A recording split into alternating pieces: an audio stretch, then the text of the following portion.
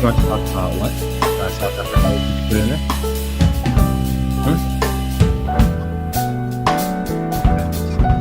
Put it in. I'll forget.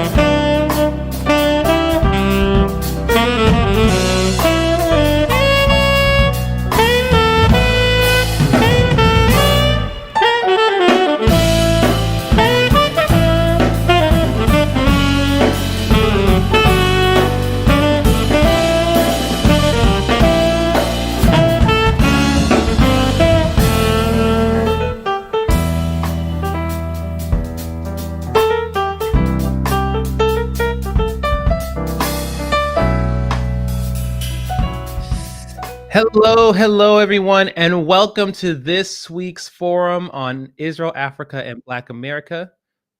I am your host, Joshua Washington. I don't know if everyone can see me yet or hear me. I hope you guys can hear me. I'm your host, Joshua Washington, the Executive Director of the Institute for Black Solidarity with Israel, and I'm joined by my lovely co-host, Olga Mishoy Washington. And good evening, everybody. I am the Speakers Bureau Chief of the Institute for Black Solidarity with Israel, and I'm also blessed to serve as one of IPSI's board members. Yes, so we're happy to have you here. If this is your first time checking out IPSI, you can visit our website at ibsi.org. You can check out our content and why we exist, and even some of the documentation that helped kick off the founding of IPSI.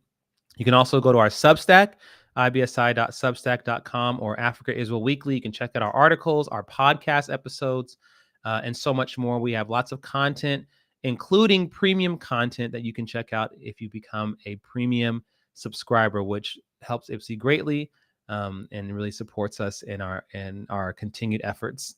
Speaking of that, become a legacy builder. Olga, what's Absolutely. a legacy builder? Well, first of all, when you go onto our website and you see that there's a lot of content that's focused on Israel and Africa or Black America, and you're like, okay, but why don't they talk about anything else? Including if you have been a regular on our forums, you'll see that that is the main topic of discussion. It's because, exactly as our name says, our focus is on building relationships, strengthening those relationships between Israel as well as various African countries, and also here in the United States between the Jewish community and the African American community. And in order to do that, we need your help. We are so grateful for all of the large donors that ensure that IPSI's work is able to continue. It is our small donors that ensure that on the day-to-day, we are able to continue to do what we do. And so a legacy builder is somebody who says, you know what, I may not be able to give several $1,000s once off in terms of a donation, which is tax deductible because we are a 501c3, but I can give something a little bit every month as and when I can. So whether it is $5 or $10 or a high $18, please, please, please, we encourage you to be with us on a monthly basis in terms of your financial contribution. We are about changing the legacy that we're going to be leaving behind for Africans, for Black America, as it pertains to Israel. Your money will be in good hands. So please do go to our website, scan that QR code that you see on your screen at the moment, and become a legacy builder. That's right. And another way you can support us is to visit our merch store. We have merchandise. IPSI, we have everything from water bottles to t-shirts to journals to jewelry to what else do we have? We have lots of stuff, and including things for the little ones. Yes, our boys sometimes are decked out in very cool Zionist t-shirts that make a statement wherever they go. Absolutely. So it's a great way to support IPSI and to have something really cool to show for it. So scan the QR code you see there, visit our merch store, and ladies and gentlemen, get some merch. Quick announcement. We made this last week. The Turning the Tide of Trade conference is happening in Charleston, South Carolina. It is being run by a very dear partner and friend of Ipsy's, Pastor Shagan, sorry. And and I apologize, Pastor Shagan. We have various friends who call him Pastor Shagun, but it's Pastor Shagan. That's why I actually said. And he's a great friend. He was one of the pastors that we, our Ipsy ambassadors, got to meet on our South Africa trip. And for a lot of our ambassadors, that was their favorite part of the trip. It was very powerful. So he's running a conference. We are partnering with him, and it's all about trade. But the people who are the target audience, people who will be there will be Black American and Black African business owners and people who work in trade. And so they'll be working with each other, and it's going to be powerful. It's going to be amazing, especially in South Carolina. There's so much rich history that's there. So if you are in the Carolinas, or maybe you're in Atlanta, or you're not far, go to turnthetideconference.com and you can register for that. And we'll see you there. All right. Okay, let's get in. We got a lot of stuff to get into today, ladies and gentlemen. We'll probably go over, I think we will go over today. For sure. Because we have a special guest later on who's joining us, Miss Lisa Daftari, which I'm really excited about. And we'll talk about her and more in a moment. Our CEO and founder will be joining us later on as well. And as some of you, as hopefully all of us, but at least most of us are aware, this has been a great few days for Israel. Despite all of the craziness that's been going on, this has been a really, what's the word for, pick me up. If I do say so myself, a silver lining in these dark clouds. When you say so. I mean, not only would I say that it's been a great couple of days for Israel, it has been a fantastic season for anybody who is passionate and who is serious about seeing terrorism being eradicated as far as possible in not only the Middle East, but in areas that are impacted by Iran and what it does through its proxies across Africa and various other countries, just like we at the Institute for Black Solidarity are.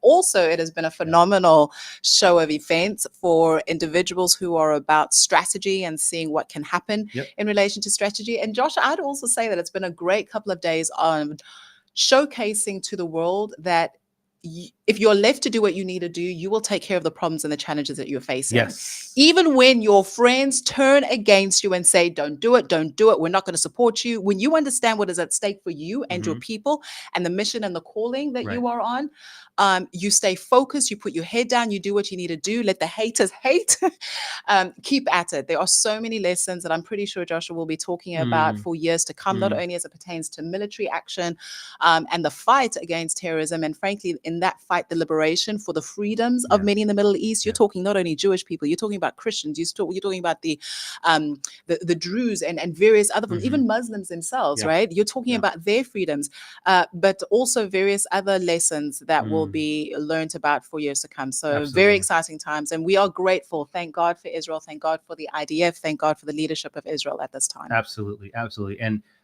we both have so many questions. And this is why we're bringing Lisa on a little bit later on to ask her some of the more detailed stuff when it comes to what does this mean for the Middle East and the rest of the world, and what can this mean? So you guys stick around because we're going to bring her on in just a little bit. But absolutely, you're absolutely right, Olga.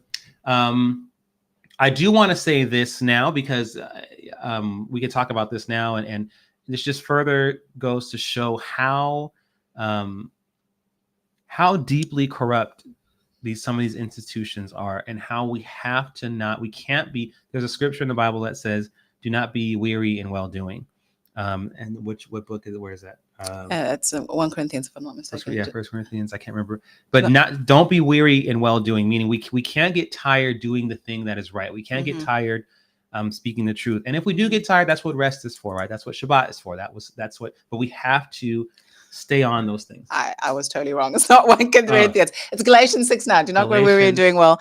For if you, because then you're going to reap a reward if you keep at it. Yeah. I need to go back and rememorize that scripture. Yeah. You'll reap. Yes. I just popped in my head now, but we cannot. And the reason is because one of the reasons that evil does not sleep, evil does not rest. The spirit of Pharaoh in Egypt that said, let's kill all the Hebrew baby boys, is alive and well. And we cannot take our hands off the wheel or take our feet off the gas. Mhm. And so we found out shortly after October 7th that there were several employees of the United Nations Relief and Works Agency, UNRWA, that participated in October 7th, like who were doing the killing and the kidnapping, who even had Israeli people trapped in their homes and dead bodies. I think one of them had a dead body in their refrigerator. Like these are UNRWA employees. They were on UNRWA's payroll. So we've known this. Even before that, we've heard some shady things about UNRWA. We've heard shady things about other UN bodies. Another thing that just came out after this attack that took out a bunch of top officials in Hezbollah is some of the officials that were taken out. There was one that was a Hamas leader that happened to be there in Lebanon. He was also on UNRWA's payroll. So this person was working for Hamas on UNRWA's payroll and in Lebanon meeting with Hezbollah. So this guy, it's not like he was kind of clandestinely, like secretly undercover doing terrorist activities. This guy's known to be a terrorist, a top official terrorist, also on UNRWA's payroll. Why was he? What is going on? What is happening? Why can't we? Not why can't we? It's not our fault that he's there, but I know there's a lot of things going on, but we cannot stop shining a light on that kind of blatant violation of humanity. Really, you're supposed to be, the United Nations is supposed to be a body of governments, of countries coming together, and for many reasons, fostering peace and healthy friendship and relationship between countries. And you have someone who is a member of one terrorist organization working with another major terrorist organization who also works for a UN body. It just doesn't make any sense. So he's not the only person left. There are right now, there are lots of UNRWA employees who are members of terrorist organizations, and we have to call it out. There are governments that stopped giving money to UNRWA for like 5 seconds right after October 7th, like Canada, some other countries as well. And they just started giving again. That can't be our, that's part of it, is that the funding has to stop permanently. I mean, how come these small businesses, if you find enough violations in their little mom and pop shop, you can shut them all down, but UNRWA can have murdering, rapists, terrorists, multiple in their organization, and you just stop funding them for a couple of months, and then you just give them money again? How is that a thing? So yeah, we got to do something about that. For me, Joshua, at this point in time, for the individual, frankly, and even the lead in the community who initially was like, you know what, I'm going to give UNRWA, because of the work that it does, a chance. I don't really know what's going on. I'm going to investigate for myself. There were lots of people who were saying, leave UNRWA alone. They're doing great work in terms of ensuring that the Palestinian people get the care that they need. Like Joshua said, there have been reports after reports after reports, even by the United Nations itself, that are undeniable now, that relates to how UNRWA, frankly, itself is a terrorist arm, period. And if you, at this point in time, with all due respect, still believe that UNRWA is a partial organization that exists within Gaza and various other parts of areas where Arab Palestinians exist, that is there to help them, not only are you ignorant and stupid, but frankly, you are just a Jew hater, because the evidence is there and it continues to be there. Last week, there was a report about how the United Nations, UNRWA more specifically, was now seeking immunity for its workers that were found to have participated in the atrocities. So now we're saying, oh, we appreciate the fact that we have got terrorists, that we are terrorists ourselves, but for these various reasons, we shouldn't be prosecuted. It's like, are you insane? You're a terrorist organization. That's exactly what you are. And then unfortunately, when you have global leaders, when you have organizations that are supposed to be about human rights, that continue to hide behind the fact that UNRWA is doing this and saying, oh, but Israel is bombing a school and Israel is doing this in relation to the children. But there is hardcore evidence that these are school teachers who actually are terrorists. It's like, I was going to use myself as an example, bad example, because I'm not going to do that. But it's when people who choose to be evil and infiltrate themselves. You know, the whole saying about a wolf in sheep's clothing, we are literally living it. We are living it. The wolves are in sheep's clothing, but we are too blinded by hate for Israel and for the Jewish people that we refuse to call out these wolves, even where they themselves are saying we're wolves, we're wolves, we're wolves. I mean, we cannot forget the fact that what happened on October 7 and what has happened continuously is on record by these very individuals, including journalists. People are like, oh, there's no freedom of journalism. Da, da, da, da. And guys, it's like, well, actually, if you were paying attention before October 7, you would know why there is no freedom of the press because of what Hamas does. So you cannot say that there's no freedom of the press because the journalists who are actually fronting as terrorists are being called out. Yep. So, in a nutshell, if you still want to believe the lies, it is not because you want to seek truth or you want to be a supporter of the free Palestinians, or rather of the innocent Palestinians, however many they may be, however few they may be, I should actually say. It's because you're a Jew hater. Done. Absolutely. That's it. So listen, again, we're gonna further talk about this with Lisa, but there's definitely a lot to unpack. Still great news in the midst of all of this, despite again the deep corruption that still exists. This is definitely a great step in the right direction.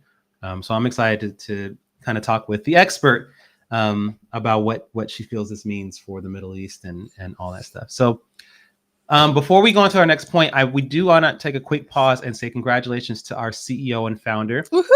He was listed, our CEO and founder, Pastor Dumisani Washington, was listed by JPost, by Jerusalem Post, as one of the top 10 Christian Zionists, or top 10 influential Christian Zionists.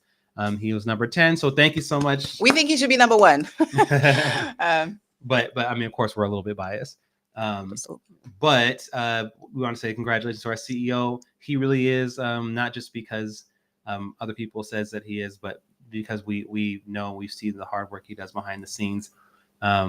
He is the same person that you see in front of the camera that he is at home with us. He's just as loud. He's just as passionate, except when it's time to watch a movie, then has his popcorn, he's quiet, and we're all chilling.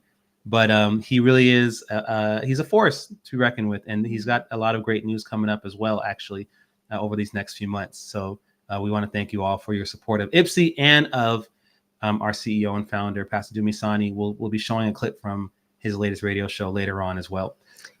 I just want to say, if you could go onto all of our social media posts and show him some love, leave a comment there. And what even better way to show him some love by ensuring that the organization that he started in 2013 and that is doing such great work, and that my husband and I together are blessed, as well as with the rest of the staff here at IPSI, to be a part of. Show some love and make a donation. And you can make a donation in his honor, appreciating the incomparable Pastor Dumisani Washington. Absolutely. That would be greatly appreciated. Yes. We'll talk about that more in a second too. Now, I want to pivot because we wanted to talk about this last week and we ran out of time. And Olga, I would like for you to take the helm on this, because we touched on it before, but there's more that's been happening. And that is there has been a labor shortage in Israel since October 7th. And that's because, for many reasons, but one of the main ones is that a lot of people have had to go off to war. So farmers, other workers, even journalists and reporters who would usually be reporting on the war, some of them have actually been fighting as well. And so because of this, Israel has had trouble with its labor force, especially out in the agricultural space. And so we've had different African countries who have been sending their young people to go and work. And fill that void. So can you tell us more about that, Olga? Sure. Like Joshua said, because of the war and people being called up to go into war, unfortunately, we've got the war in the south and also war in the north. There's a shortage of workers on the farms.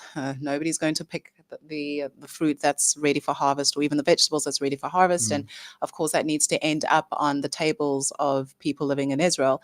You have countries, and I'm going to list a few of them: Malawi, Kenya, Tanzania, and Uganda, who have raised up their hands and who have said, despite what we are going through on our own, we are recognizing, and I'm putting it in my words because this is how I interpret it, we are recognizing, Israel, the fact that you need a friend in this regard, and we are sending our people. I would hope that part of that is also recognition of the incredible work that Israel did on the African continent in the 1950s and the 1960s, when Israel was on the ground helping these African countries build their infrastructure, including their agricultural infrastructure.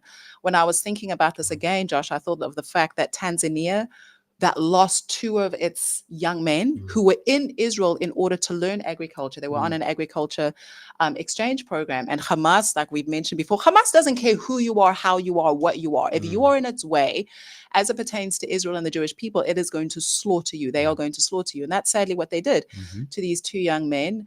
And nevertheless, Tanzania is like, we lost our own, but we still recognize, Israel, that you need help. And so we're sending our people. And so to the people of Africa, thank you so much, to these particular countries specifically. And it is my hope and my prayer that many other countries will follow suit as well, that will, in practical terms, be a friend and help Israel rebuild. Joshua mentioned the fact that we're going to have an expert on this come in. And I'm sure we'll talk about, Joshua, the fact that so many in the north, and people don't even know this, have been displaced, right? They are themselves refugees. There's a lot of internal refugees, thousands upon thousands upon thousands, that the world is not giving attention to. And so even with the own internal refugee crisis that's going on in Israel, we are grateful that Africa, once again, is showcasing herself to be a friend. There's lots that we need to do. There's lots that we need to do as Africans. But thank you to these particular countries that have availed their people. It's beautiful. It makes me think of the fact that, you know, when we say this all the time, but despite what the governments or the country's leaders might be saying about Israel, or are coerced to say about Israel, or however you want to put it, depending on what the country, Africans, the African people, remain, by and large, generally I'm talking about, very strong Zionists. And so what Israel has sown, especially as these countries were gaining their independence, they're reaping, which is help from these countries, even though, like I said, like we were saying, even though some of these presidents might, some of them, not all of them, might say something or not vote, abstain in the UN or vote against Israel in the UN, it does not reflect the people. And we're seeing that. We've been seeing since October 7th. I hope that more of us have been seeing that it does not reflect the people at all, that the people will step out despite their own government and say, we want to help Israel. You know, it just hit me, even though it's ridiculous that it's only just now hit me. Why would Africans willingly raise their hands and go to a place that's an apartheid state, and go to a place that's a colonizer state, and go to a place where they know that they're going to be treated unfairly and treated in a racist manner? Like that just doesn't even make sense. And they're not just going in a time of peace where there's a lot of opportunity. They are going in a time of war. So you know that life is tough wherever you're going, yet still you're raising your hand and you're saying, I'm going there. It makes zero logical sense. Zero. So again, shout out to those African nations and those African people for behaving even in a way that flies in the face of this whole nonsensical, evil libel that Israel is an apartheid state, evil, Israel hates Africans, the Jews hate Africans. I mean, absolutely. Yeah, absolutely right. You're absolutely right, Olga. Shout out to our African brothers and sisters. Ladies and gentlemen, I want to talk about one more thing. And then after this, I'm just saying this for our producer, we're going to go to the Truth to Power Live commercial before we bring in Lisa's. But I want to talk about this first, which is one of, it's just another story that happened in the past couple of days. First of all, shout out to everyone who's commenting. I see you. Thank you, guys. Pastor Matrilla Hall, it's always great to see you. I see you, Judith, from the Canadian Anti-Semitism Education Foundation. Ellen, it's good to see you. Thank you, everyone, for commenting. I see the questions there, too. We'll get to those. So this past week, an article was penned.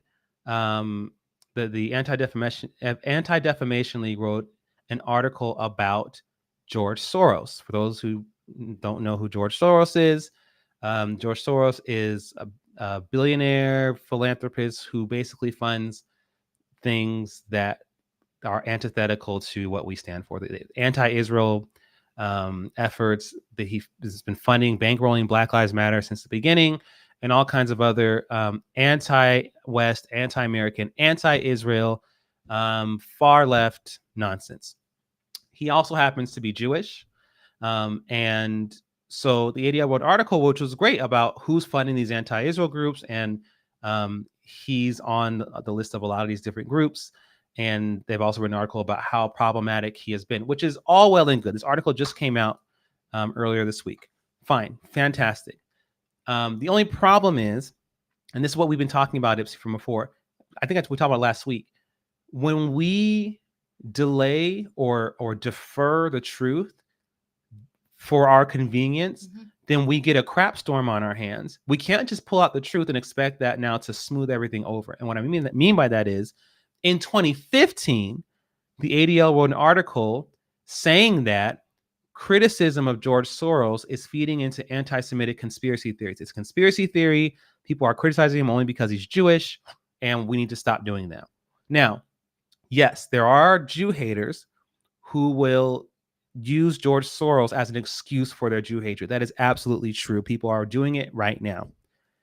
The problem is that George Soros and now his son are funding a lot of very destructive efforts, and it's not because they're Jewish. As a matter of fact, according to our Jewish friends and to us, it's actually uh, anti-Jewish, like anti-Jewish. It's not a Jewish value. There are rich people that fund things that aren't Jewish that we don't agree with. We talk about them sometimes on this platform. It has nothing to do with the fact that he's Jewish or anything.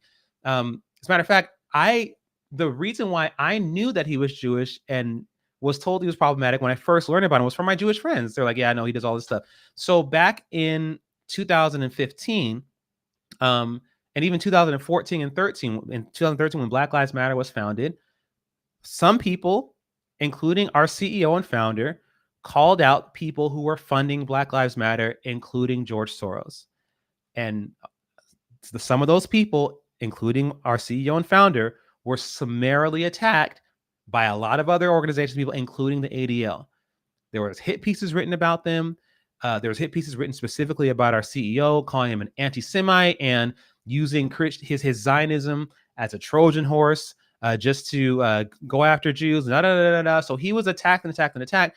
He never backed down, which is we're happy that he made the top 10 list, because he is one of those people who speaks the truth no matter what.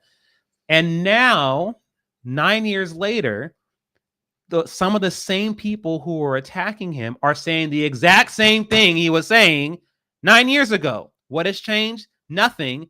People just grew a backbone all of a sudden.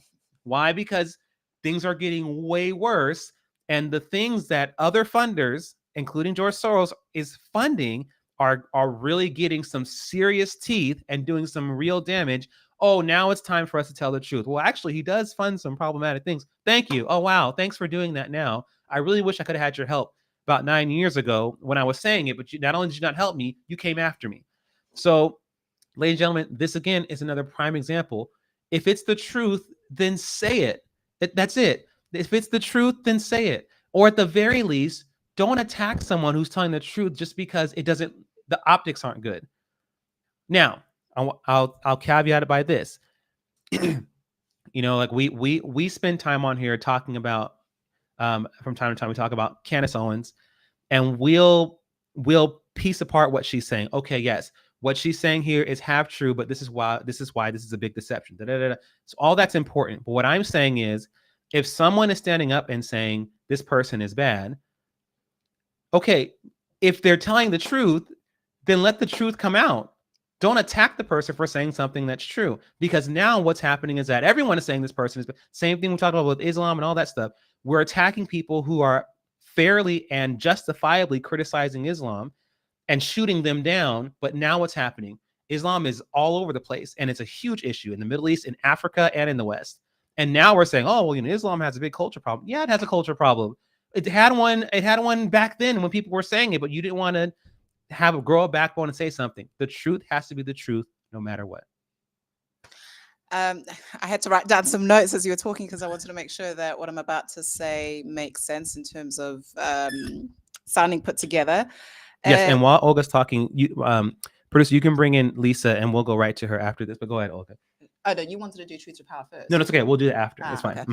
All right. So the first one is, and I maybe want to challenge you, Joshua, based on what you said about people now saying something because they've grown a backbone. I'm not convinced that they have a backbone. I think that it's just come so close to their interests that they have no choice but to say something. People are cowards. They are cowards. They are cowards with a capital C. And it is my hope and my prayer that from this, as well as other things, that people that are speaking truth, and one thing that's important when we speak truth, and we've covered this when we've spoken about Candace Owens, is that there has to be receipts. In the mouth of 2 or 3 witnesses, a thing shall be established. So just because somebody says something for the first time or they use one source does not mean that it is true. Right. So even when you hear something, go back and do your homework. When they show you, however, here's receipt number 1, here's receipt number 2, here's receipt number 3, listen. Mhm. And listen because it is the truth and not because it is comfortable and it suits your particular feelings at that point in time. Feelings get us into trouble. If we had acted earlier on in relation to items, not only Black Lives Matter, but various other things that have been funded Mhm. by George Soros and various other organizations that impact him, we would be in a much better place. Mm. Do you know that I heard about George Soros not because of his Jewish stance or even his anti-West stance? It was his anti-Africa stance. When Mm. I was still in South Africa, I was Mm. like looking like these organizations are totally contrary to the value systems that we have. Mm. Who are these people? Why are these people here? Mm. And when I was speaking out together with some of the people, I was then I started to be called out names, and I was like, I don't care who it is. I Mm. don't care who it is. Your agenda is contrary to the agenda that will help my people. Right. And so we need to speak up. Let me shut up after this. And that is that if you are in a space where you are speaking truth to power is a lonely journey. Mm. It is a lonely journey. We pray that God brings you people who will encourage you, who will surround you, because it's not nice to feel alone. But my good gracious, if this is an example of something that showcases that truth will always catch up and that you will be vindicated, may it be so. So, for all the truth to power speakers out there, we applaud you. We appreciate you. Keep speaking out. And like I said, the truth will vindicate you soon. Yes, yes, absolutely. Speaking of speaking truth and speaking truth to power, I want to very proudly introduce you all to, as if you all don't know her already, Lisa Daftari, who is an award-winning investigative journalist, political commentator. She's the director and founding editor of The Foreign Desk. And we're just really happy and honored to have her here with us for this time here. So thank you, Lisa, for Thank joining you for us. having me. Yes, yes, it's good to see you. Good evening, Lisa. It's so evening. exciting to be on the same platform as you. Highly respect you, and Wonderful. I'm so grateful together with the rest of EPSI for your great work. Thank you. Thank you for having me. Lisa, so I just want to hear from you. So it's been a, for lack of a better term, an amazing few days in Israel. Israel's has taken some huge steps. And my first question to you is, so we found out in all this, so Israel, took out pretty much all of Hezbollah's top officials, including even some other officials that happened to be there. Mhm. And we're seeing celebrations all over the world, essentially. Mhm. Right. What can or could this mean for not just for Israel and for Lebanon, but really like for the landscape of the Middle East? Where do you think that things are going from here now? Yeah, it's interesting because there's so many different layers to this war as we've seen since October 7th, even before October 7th. This is obviously where my focus is and where I've been talking about for years, and what led up to the Abraham Accords, what has led up to the Arab Spring, or even the year before that in 2009 with the Green Revolution in Iran, where we saw the people of Iran show the rest of the world the types of freedoms that they want, how they have outgrown their terrorist, patriarchal, tyrannical, awful regime. And now it's coming to a head where the rest of the world is seeing that as well. What's interesting, and there's so many different juxtapositions to point out here, but what's interesting is, as you said, the celebrations that we are seeing on the ground in Syria, in Lebanon, in Iran, with the people, which just speaks to what we saw, for example, in the Abraham Accords, that the people of the Middle East are not at war with one another. They actually are on the same page with regards to getting rid of terrorism. And they all are victims of the same crimes that these privileged kids at American universities know nothing about. And I want to leave that alone for now, because I think it just really ruins the mood and Yeah. ruins this Yeah. unity that we can focus on and talk about with regards to what's going on in the Middle East. People who are truly the victims of this speaking out. And again, not the ones who have no idea what Hamas is or Hezbollah is, but raising their flags on the streets of New York and Los Angeles. What we're seeing in the Middle East is only the results of what has happened for the last 20 years. And this is this coming of age where, not only are people in the Middle East sick and tired of radicalism, but they feel as though they have a chance to really progress and join the rest of the world. And whether you want to credit social media or, the fact that, geopolitics has made us just one big family, when we could all get on Instagram and Facebook and WhatsApp and whatever else. Yeah. They want what we have. They want to live freely. We saw in the few years of the Abraham Accords that it was working, that it was absolutely working. I'm not saying that the moderate Arab states that signed on to the Abraham Accords became overnight Zionists. They didn't.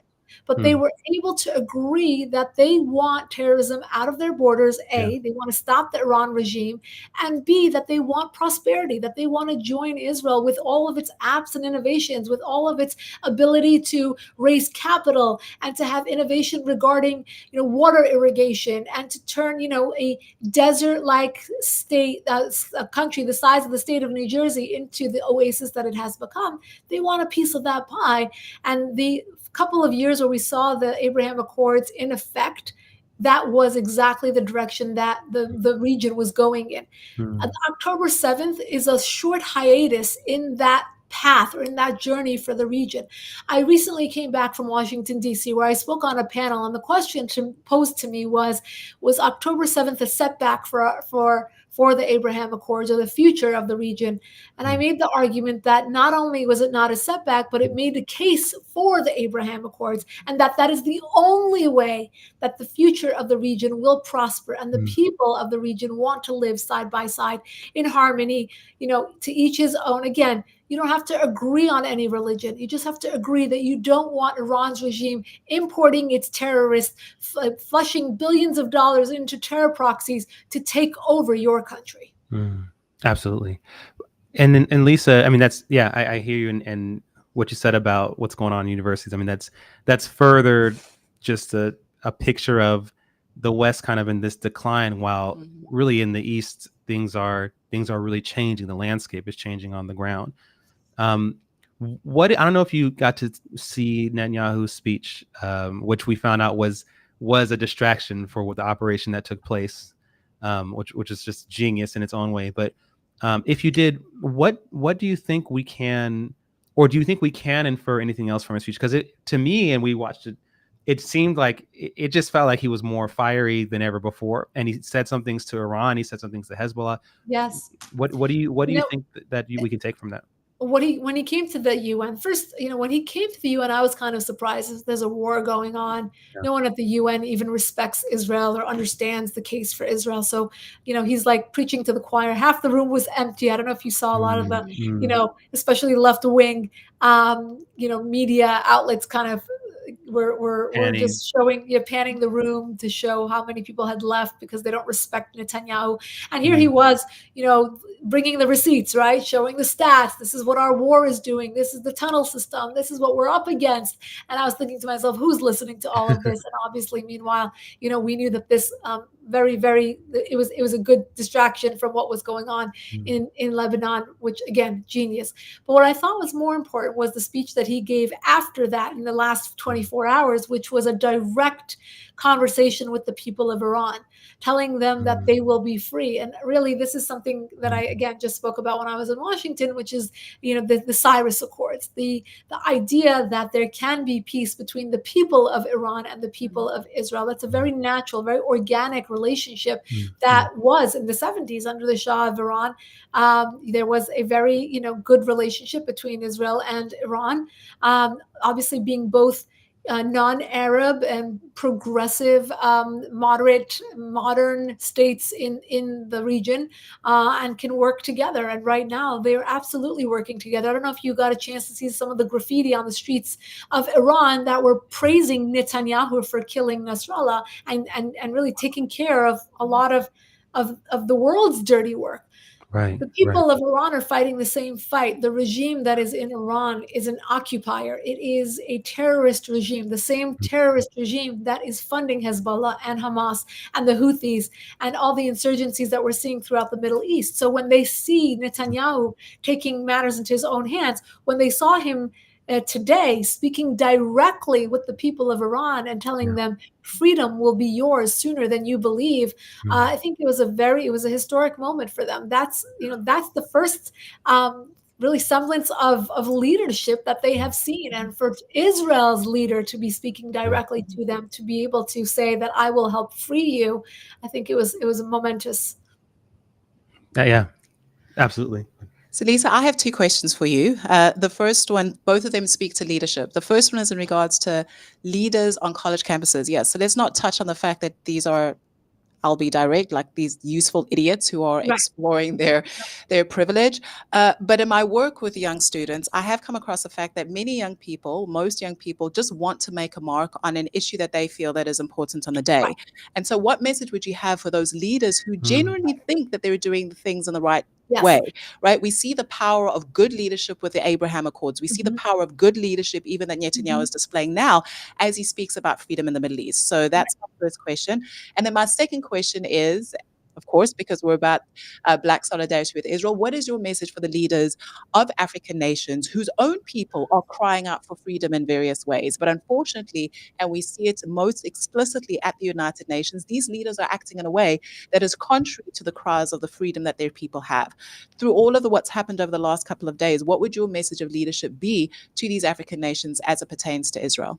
There's an education problem, right? There's a messaging problem that we have, and I speak about this a lot, about the two wars that are going on right now, and the first war obviously being the military war in the Middle East, and the second war being the propaganda and misinformation war that's going on here in the West. And unfortunately, that military war will be over far sooner than Mm, the information war that we're fighting here daily. It will far outlast the military war. Um, let's start with the college campuses. You're absolutely right to say that there are many innocent, for lack of a better word, students who really want a piece of this, of history, right? They want to sign up for any social justice movement. I know many of them. And the smart campus organizers, again funded by Iran's regime, have made the environment so that if you support Black Lives Matter, you support the pro-Palestinian movement. If you support gays, you therefore support the pro-Palestinian movement. If you support, any sort of social justice movement of the time, then you also, in that list, in your checklist of social justice movements, will also be a pro-Palestinian movement, which has really morphed into a pro-Hamas movement. It's not just a pro-Palestinian movement, because we all know that if these were truly pro-Palestinian movements, they would be anti-Hamas. If you really want the Palestinian people to have a chance at life, you would want yeah. to rid them of any extremist elements that are leading them, and obviously not getting them the aid, not getting them the money, brainwashing the children, hiding weapons in the schools and the mosques, all of it.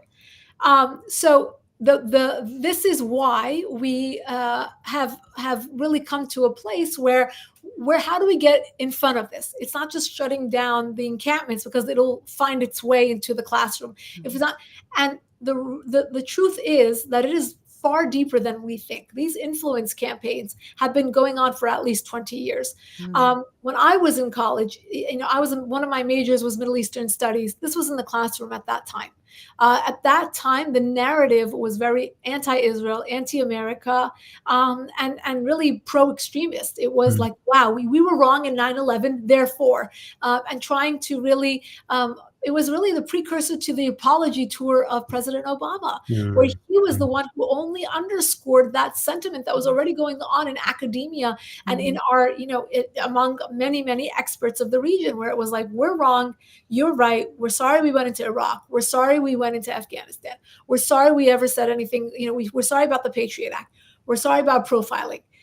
All of that, trying to really backpedal on a lot of that stuff, and therefore, really creating an environment where we allowed these influence campaigns to get into our schools, get into the media, and really do a number on all of our major institutions. And mm, now, when you mm, look, their influence is everywhere. I mhm, get, I said this in one of my talks also. The difference is this: when you see philanthropists traditionally giving money to universities, their name goes on the outside of the building.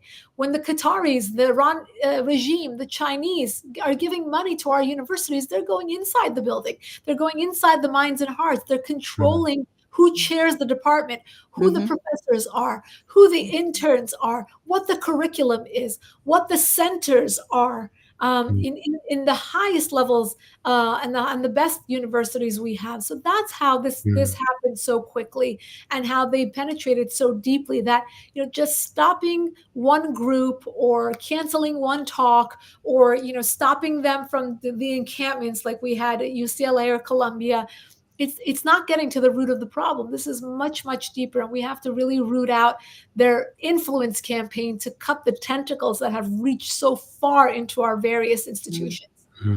That's good. Yes, ma'am. That's good. Thank you for that. And then your brief message to leaders on the African continent as it pertains to Israel. The African continent has been up for grabs for a very long time. Mm-hmm. And unfortunately, the West never paid attention, but the Chinese and the Iran regime did. And this influence campaign that I speak of penetrated deep into that society as well, including not just the African continent, but also the South American continent. We have a major misinformation problem, an anti-Israel misinformation problem with South American media right now. Someone said it's in the White House too. Absolutely, this influence campaign has reached the White House. The pro-Iran regime lobbies have major access to the White House. They visit the White House, under the Obama administration, under the Biden administration, 26 times visits to the White House. I mean, these are the people that they're turning to for their policies.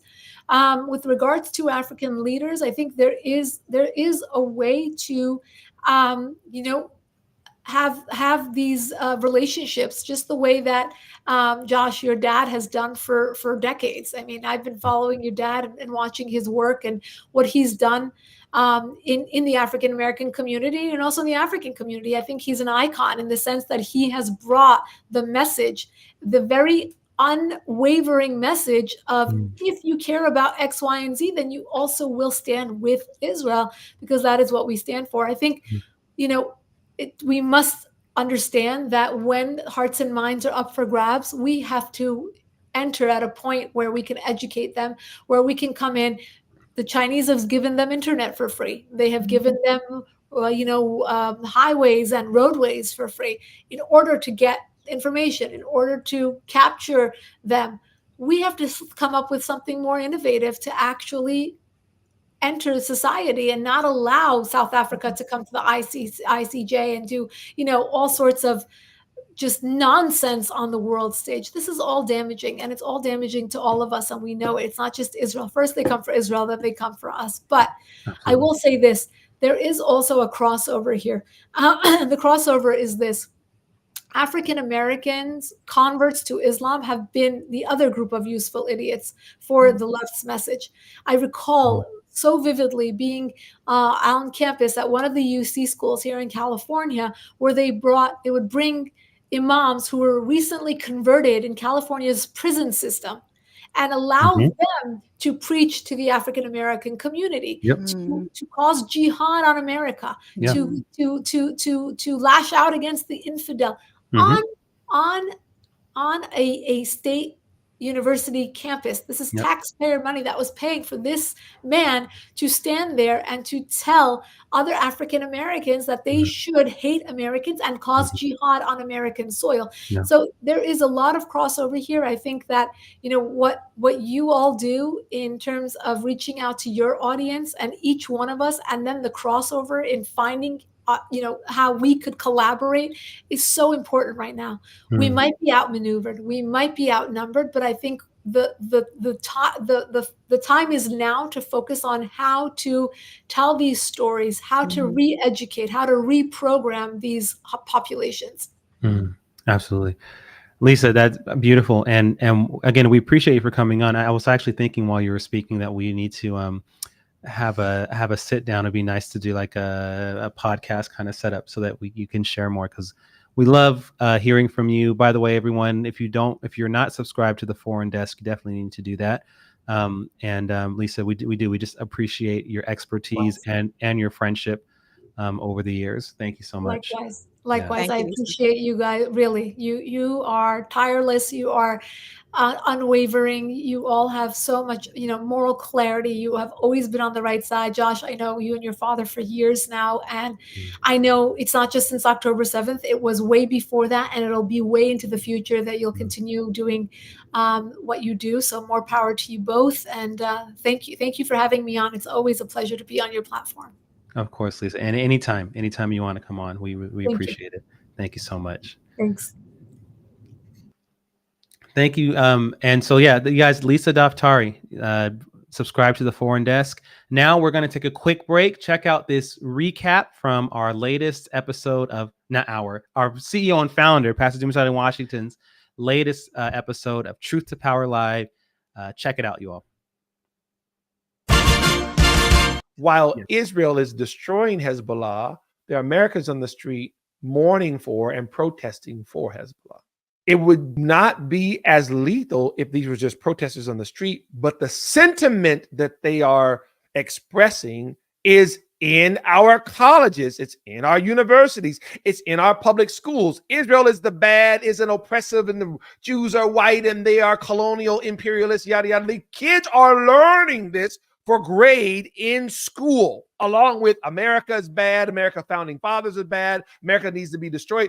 All of these things, this is what's happening systematically. The West is further devolving into this despotic, anti-Israel, anti-freedom mindset funded by places like Qatar. Again, ISGAP, the Institute for the Study of Global Anti-Semitism and Policy. They produced several different studies, Charles Asher Small and his team.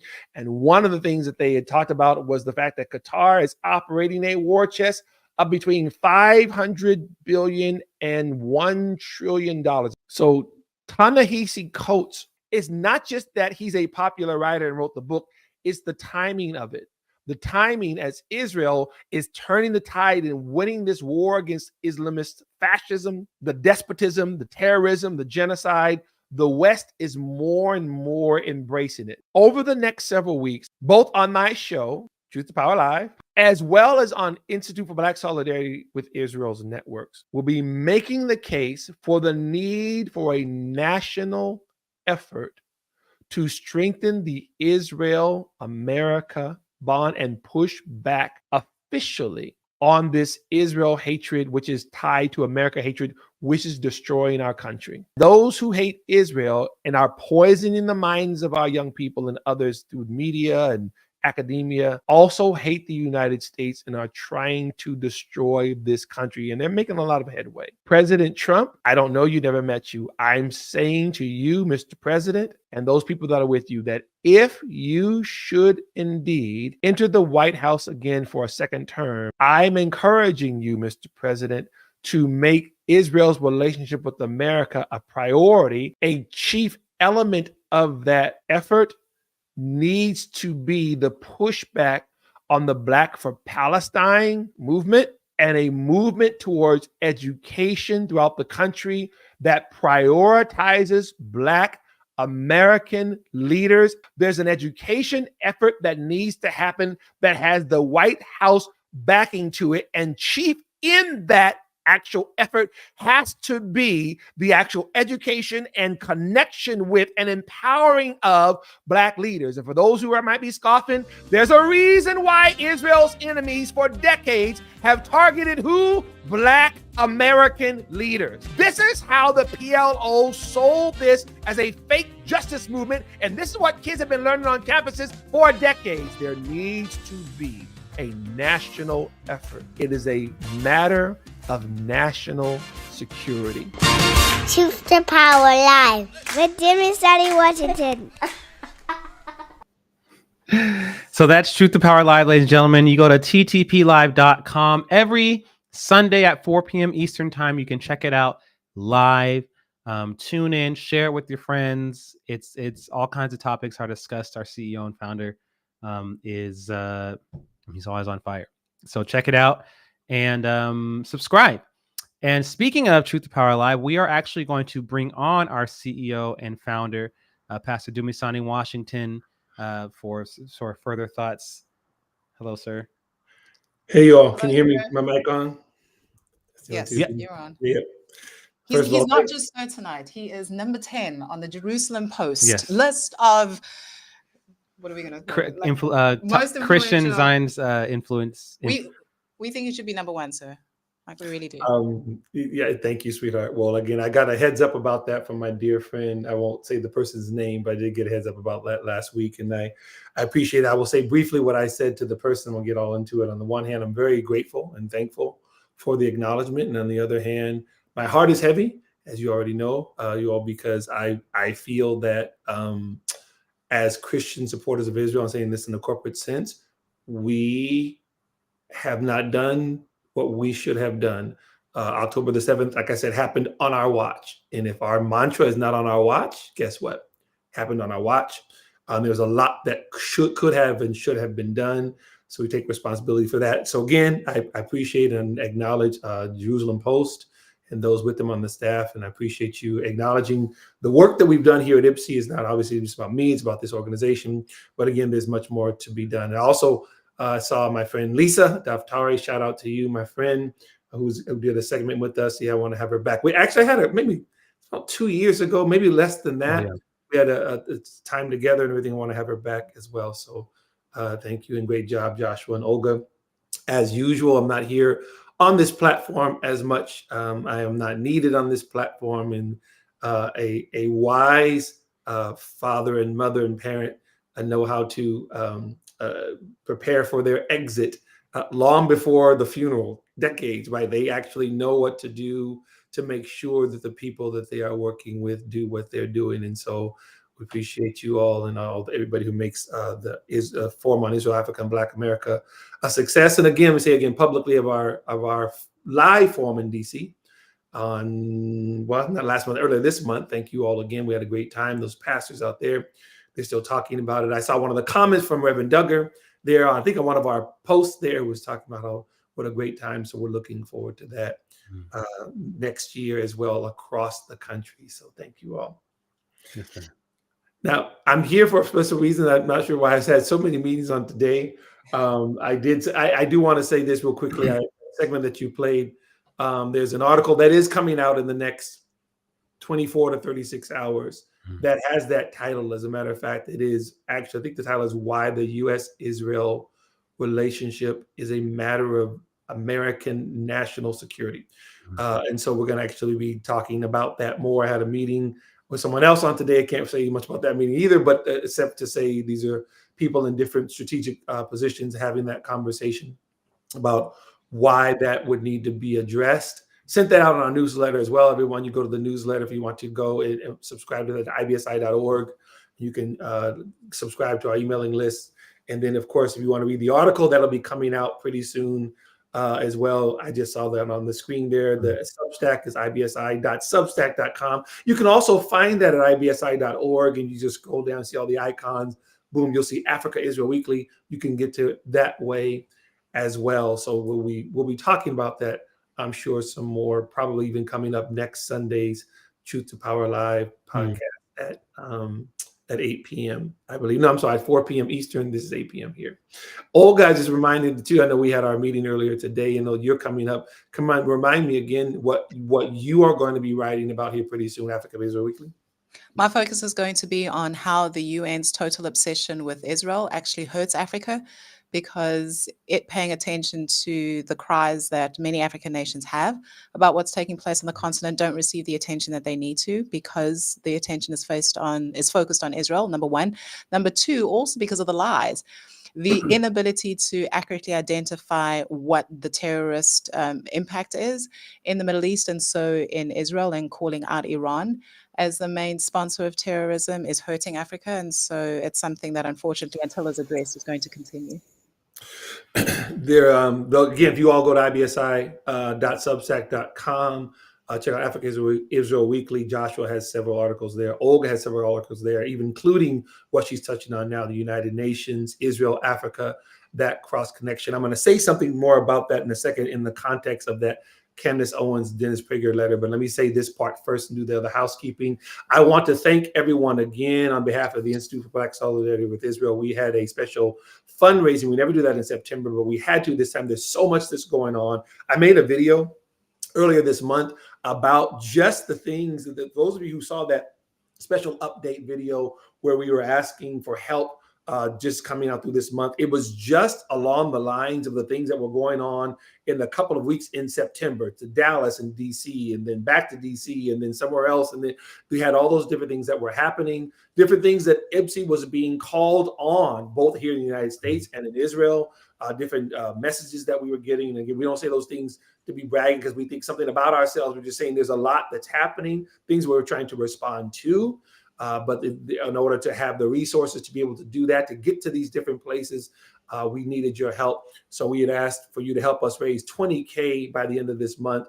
We are at over 15, I think approaching 16K. So first of all, thank you all who've given, all of you who've shared the video. If you're looking for that video, it's on our YouTube page. It's on our IG page. It's pinned to the page so you can see it right there. It's about less than 3 minutes of me just kind of explaining what has been going on. And even though that video is dated now because those events themselves are past, but all the other ones are still upon us. So we still need your help. And also, not only did you guys help in terms of giving, but Joshua and Olga, I think we had like 6 new legacy builders over this little brief period as well. Those who give monthly, each month, whatever amounts that they determine. So again, you can go to ibsi.org/donate. You can make a tax-deductible donation there. It helps us do the work that we do. And again, we appreciate you all so much in doing that. We want to be able to close it out before this 30th is over. We have 3 hours left before this. We're not doing a telethon. I agree. I promise you that's not what we're doing. But if you can, and if you are if you're able, you can scan the QR code that's there. Also, again, go to the website that way as well, and to again ibsi.org. So we appreciate you all so much. Again, we had a goal of 20K, almost to 16K, if not over 16K. We might, because there's other donations that were coming in just the last few hours on tonight. So again, we thank you all so much. And then I would give special shout outs and names and stuff like that, but I'll miss somebody, so I don't want to do that. Several new donors. I want to tell you all, we appreciate you so much. New subscribers to Africa Israel Weekly, new donors, new legacy builders. So again, we want to let you know that we appreciate it very, very much, because it helps us, it empowers us to be able to do the work that we do. And there's so much work to do. I want to make just one comment. Olga and Joshua wasn't even planning on doing this. So I got a heads up about the heads up. I mean, well, I'm doing this to show like I got a heads up about the letter that Dennis Prager had written to Candace Owens. Apparently that now it's published, it's on its website. If you haven't seen it already, y'all can, I'll probably discuss it in the show this Sunday on Truth to Power Live. And Olga and Joshua, if you guys want to touch on it and everything next week, you're more than welcome to. But I would be remiss if I didn't say something here really quickly. On the show, Truth to Power Live, if you go to ttplive.com, you can check out all the episodes and everything. One of the main focuses was Ta-Nehisi Coates. He is an African-American author. If you're part of that genre in terms of his books, he's written about reparations. He's written about lots of different things. He even was, for a while, with Marvel Comics doing some of the Black Panther. But I think some of the Spider-Man episodes too, if I'm not mistaken. I'm trying to remember some of the things that he's done in the comic books. And if I'm not mistaken as well, I said this on the show, James Gunn from DC Comics or DC Universe now is talking about him writing like a version of the Superman movie. So he's in the pop culture and everything. He writes a book. It's called The Message, and we talk about it. I'm not gonna get onto it here, but it's another, among other things, another free Palestine, Black for Palestine, just complete deception at the worst possible time. Right here, you have, once again, as Joshua over you were saying, and as Lisa was alluding to, in the East, you have more cooperation among the Arab states. You have Israel once again reminding everybody that, you won't don't start, none won't be none, right? So, all right, so the Hezbollah's gone, and they're doing their checklist. Why? Because Israel's trying to live in peace, and they want to live in peace, but they'll let you know, you want to fight, fine, we'll fight, but we're trying to live in peace, leave us alone, right? So this is what's going on, and the respect, I think even the Crown Prince of Saudi Arabia is like, yeah, shout out to you, Israel, forget the Palestinians. So that's the fickleness of that region, right? But the reality of it is they are respecting strength. One thing I'll mention about that letter, that letter is 15 pages long, Joshua and Olga. But there's one particular quote from Dennis Prager to the letter I'm talking about now is Dennis Prager to Candace Owens. And I posted it on my Twitter and on my IG. I'm quoting, right? He says to her, now again, it's a long letter. I'm just quoting the sentence. You acknowledge, or 2 sentences, you acknowledge that you don't talk about Islam. Now, if she's publicly said that, I didn't even know that, right? I just know she never does. I saw that clip.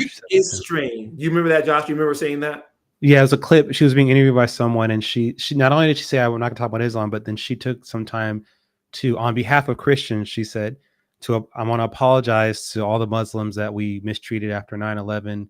we should have never. So that was I think that was the same interview when she said all that stuff. And she might as well be Ilhan Omar, but let me keep going, right? She says, you acknowledge, Dennis Prager says that you don't talk about Islam, which is strange. If you care about mass killing, especially of Christians, the only group killing a large number of Christians today is Muslims. I submit to you and everyone listening that, conscious or not, whether it's Candace Owens and Tucker Carlson on the right or Mark Lamont Hill and Ilhan Omar on the left, they won't touch any type of criticism of Islam with a 10-foot pole for several different reasons. I'm going to submit to you one of them. Now, again, left or right? Oh, Israel is this and the Jews are that and blah, blah, blah, all day long. Oh, they write books and articles and mercilessly, dishonestly discuss all of these things, won't touch radical Islam with a 10-foot pole. One of the reasons why, whether they realize it or not, let me help you all. Here's some free psychology, right? I'm not even a psychologist. Part of the reason why, if they use their large platforms to actually criticize Muslims who are doing that, they know they live in a free society and their lives would be in danger. Why? Because you say the wrong thing on a large enough platform. Guess what? You know what? Ayan Hirsi Ali can tell you about it. Her friend got killed, right? And she nearly got killed. She has a fatwa put on her because she had the audacity to tell people what her experience was with Islam, right? So that's what's amazing. It's Gogo and I, Gogo, I'm sorry, that's the grandmother name. That's a Zulu name, which means grandmother, which my wife's name is Valerie, but we've been calling her Gogo ever since she had grandchildren. So here's the thing. We were talking about this several years ago. She was reading an article. It was maybe from a leftist professor, right? I think it was, and some sort of academician.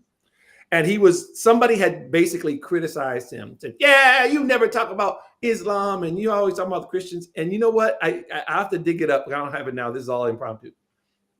He basically said, yeah, you're right.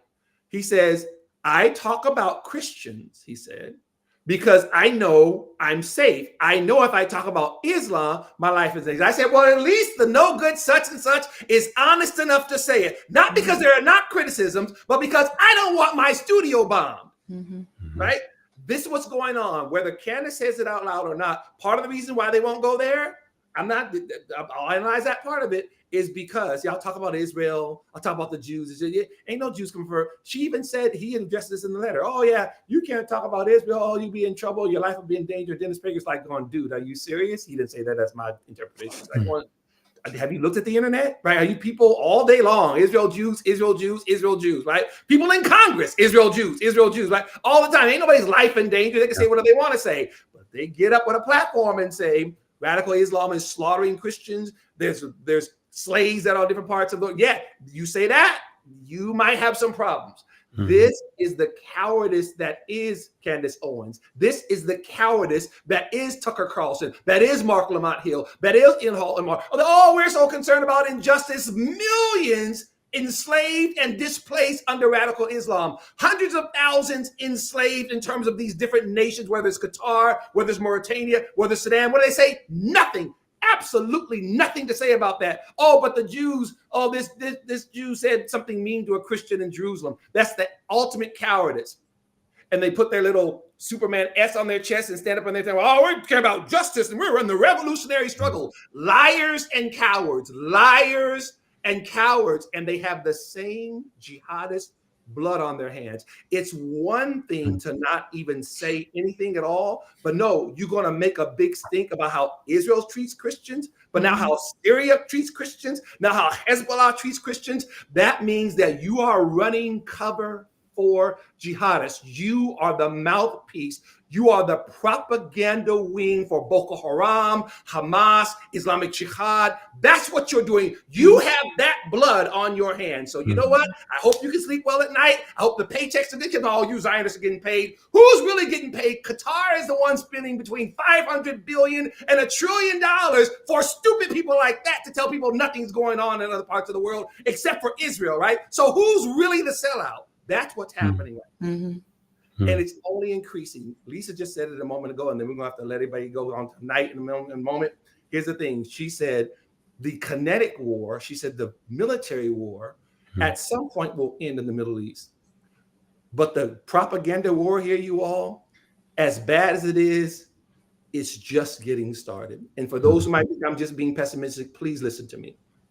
Just like you see these protests for Hezbollah on the streets right now, please understand that these children in the United States of America and many of these school districts around the world, from grade school through high school to college, are being indoctrinated in much the same way that Gaza children were, much the same way that kids in the West Bank. They are being told that Israel is a settler, colonial, apartheid state committing genocide and blah, blah, blah, and fill in the blank, right? They are being taught this for grade. We haven't even gotten to the bad part of it yet. We have what? Because these kids haven't even gotten to college yet. You have these future generations who themselves will be in Ivy League. So the Ivy League is bad now. And here's the thing, well, it's going to get better, Pastor Misani. You know what's going to happen? You know why? I can tell you it's not going to get better anytime soon, because they're getting too much money from China, Saudi Arabia, and Qatar, and the rest of them. You're asking them. Harvard has a $50 billion endowment.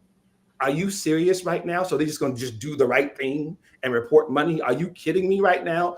We haven't even scratched the surface in the West to the type of Israel hatred and America hatred that's headed here. And people like Candace Owens are helping usher it in now on the right side of the aisle. Why? Because she will not touch that subject with the 10-foot pole. By her own admission, she won't touch it, but the Jews.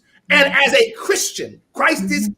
I love Jesus. The Lord rebuke you. This is what's going on right now. This is the state of the body of Christ right now. This is the state of where our nation is right now, and it's going to get worse. Pastor Messiah is going to guess. I know. I know it'll get better. Oh, absolutely. You know what is amazing? Remember the scripture that says that when Jesus came to visit Mary and Martha and Bethany because Lazarus had died, and then he came to her. And she was crying and she said, Lord, if you had been here, my brother would not have died. And he said, your brother will live again. She said, I know that he will live at the resurrection last. In other words, I'll see him in the New Jerusalem. He said, I am the resurrection and the life.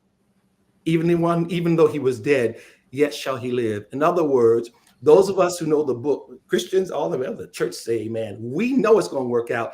That don't mean you walk around with rose-colored glasses and don't call what it is what it is. You can say it's done falling off a shelf. It's goodness gracious. We got to be honest. Your God is big and bad and strong enough for you to be honest and say, this is a hot mess that's going to get worse before it gets better. It's going to get worse. I'm saying this last thing, you really got to go. It's getting better in the Middle East, as bad as it is. Saudi Arabia is talking about coming back to the table and everything. You're watching peace, right? I'm believing God, the Abraham Accords, African nations bringing their embassies. Olga, I'm still believing you're going to be the first South African ambassador to Israel, right? Here's the thing. It's getting better, as bad as it is there. It's getting worse here. And the bad sign is that our children in our colleges and schools are being, this hatred is being driven into them, and there's no real end in sight right now. So we have a fight on our hands. Are we up to the task? By God giving us grace? Absolutely. We ain't going nowhere. By God's grace, we're going to be right here. But we're clear-eyed about it. What's going on right here is not good, and it does get worse before it gets better. It's going to get better. I feel like I'm in church, and your neighbors say, going to get better. It's going to get better. It will get better. It's going to get worse first. If you can do that, if you had walked with the footman, he has wearied thee, he told Jeremiah. How can you contend with horses? This is where we are right now. We're going to have to keep walking. We're going to have to keep fighting, recognizing that it's going to get worse first. Then that victory comes. Victory is coming, but on the other side of worse. Come to your neighbor and say, victory's coming, but on the other side of worse. That's where we are right now. If you strong enough and keep on your big boy shorts and your big girl panties right now and recognize that's where we are, then that's what's going to happen. He that endures to the end will see deliverance. This is where we are right now. It gets worse from here, but it's going to be all right now. I'm done preaching. He said, turn to your neighbor. Get worse. Thank you, sir. Yes, sir. Thank you. Thank you all. Appreciate you all. And you know, I know you all might have to close out and everything, but I'll leave out. But thank you all so much for everything you do. And everyone, again, thank you for your giving. We appreciate it. Olga and Joshua, I'll let you guys close out, and we'll see you guys later on. All right. Thank you, sir. I can't say Pastor. I just say Dad. Thanks, Dad. And actually, before you go, I had one final question before we close over, since we're already over, because we were talking about the article that you're writing right now. Because I think a lot about, we've known that Hezbollah has had a presence in Latin America and in North America now, in other parts of the world for a few decades. And my question, and I guess this is for everyone here, is with this latest attack on the top leaders, what what do we think that means for the what do you call it, the remote Hezbollah in the different parts of the world? Well, though I couldn't answer with any specificity, I have heard some of the chat rooms and also Bibi Netanyahu, the speech that you referred to. It seemed very cryptically, he was telling the Iranian people, you'll be free very soon, right? So he seemed to be alluding to something. I'm not sure what that is in terms of their nation. But we know that over the last several hours, the IDF has started ground operations in Lebanon. They're in certain specific places. They're not just all over the place, but they are there. So they followed up the aerial assault and the destruction of the headquarters of Hezbollah by the troops going on in the ground, which we knew that was going to have to happen at some point. Again, the IDF, I'm sure they have the very specific thing that they're attempting to do. And Bibi Netanyahu also referred to Iran's terror networks in other places. He talked about the 5 continents, right? He wasn't just, Israeli friends, and especially Prime Minister, he don't waste words when it comes to that type of thing. So he mentioned 5 continents, Joshua. I'm talking about, he knows they're all over the world. Right. It pose a threat both to Israel and the Jewish people and to Christians and Muslims and others.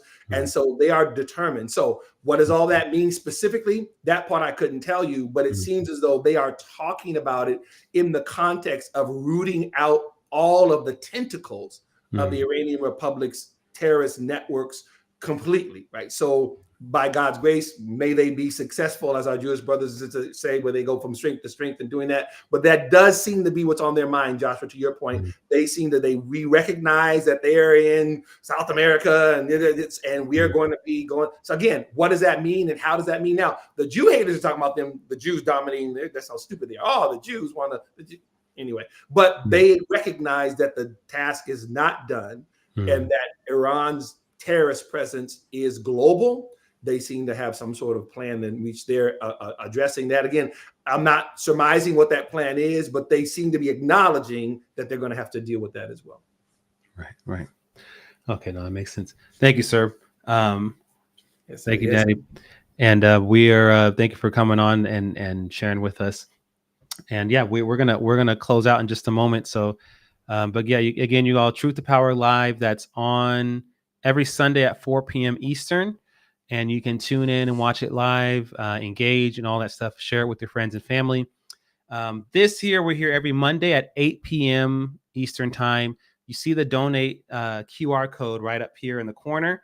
Ladies and gentlemen, for those who are watching, become legacy builders, donate to IPSI. Help us reach our goal this month, but also help IPSI to continue to move forward more steadily. So everyone under the sound of my voice, as you're watching this, before we close out, take the next 10, 15 seconds. We're just going to pause for a minute and give you a chance to scan that QR code right now and make a donation to the Institute for Black Solidarity with Israel. If you have seen us and see the value in what we are doing and how we are doing what we're doing, we're asking now for you to scan the code and make a donation. So we are going to just sit here for about 15 seconds and give you a chance to do that. In silence? In silence.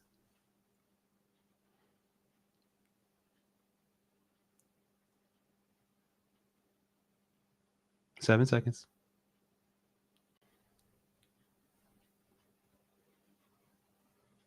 All right. So we hope that you took the time to do that. And if you did not, you can go to ibsi.org/donate and make a donation. I see here it says someone scanned the code. Fantastic. We get notifications right away when someone scans. So thank you to whoever did that. And you all, again, we cannot do what we do. The demand for IPSI has gone up. I had a meeting earlier today with someone who we were just getting to know each other. He works for a Jewish educational, or he runs this organization. And he said, how much busier have you all been since October 7th? I said, exponentially. I mean, the demand for IPSI went up after the war in 2021, and then it went up even more after October 7th. And we are, I mean, the traveling and the events, the speaking, the articles, the speaking at the United Nations, like Olga has been, this has been probably the busiest season that IPSI has ever had. And we're not complaining at all. But what we are saying is that we definitely now more than ever before need your support. We've been able to do a lot with a little, but now we're doing a lot more, and we need a lot more in order to do that. So Again, if you've been enjoying these forums, if you've been at our events, if you've been reading our Substacks and checking out the things we're doing, and you see value in it, we're asking you now to scan that QR code, become a legacy builder, set up a monthly donation of $18, $15 a month.